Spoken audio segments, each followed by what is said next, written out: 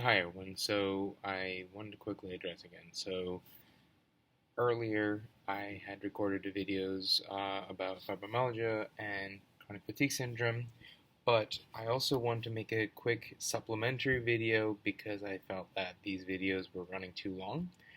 So I want to talk a little bit about the the cultural aspect of these conditions and also how we fare compared to other countries, especially regarding inequities we talked about. So first, let's talk about fibromyalgia.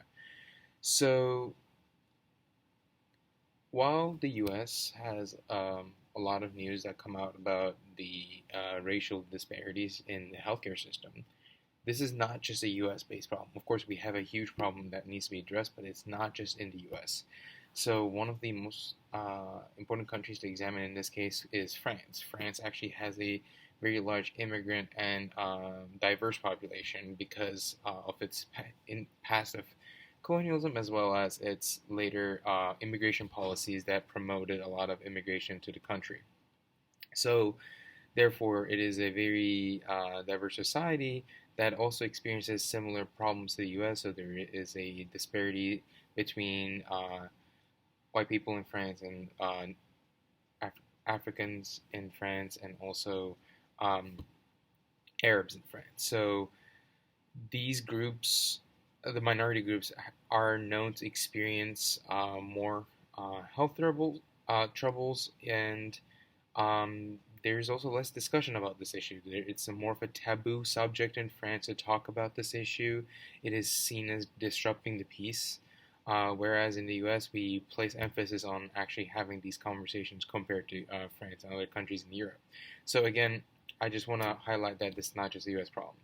Um, Regarding the cultural aspect of fibromyalgia, so um, we talked a lot about African Americans and how they struggled in the face of racism in the medical institutions. And this struggle has actually, in fact, created a culture of distrust among African Americans against the medical community. So this was actually particularly reflected in the COVID-19 pandemic, where there was a lot of resistance among the African American community against the COVID-19 vaccine. And again, with fibromyalgia, this is going to be most likely less severe just because there's not really like a direct treatment for fibromyalgia. That's just a pill. But this may mean there's going to be a distrust of any um,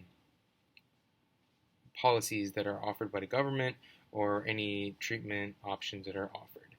And this is a similar dynamic for chronic fatigue syndrome when it comes to women. Women, as we also discussed, have also faced a lot of discrimination by the medical community. So they have also developed distrust, and actually 50% of women distrust medical experts. So this is a very worrying statistic, and it also goes to show that this cultural distrust is not just among minorities, but it's also among women, and it's actually the strongest when among minority women.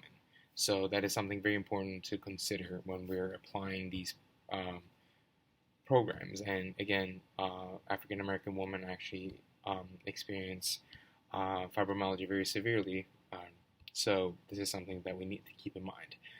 Um, but again, this is an area where the U.S. needs to actually improve, and we actually have fallen behind compared to some other countries around the world, especially countries that earn similar incomes compared to us.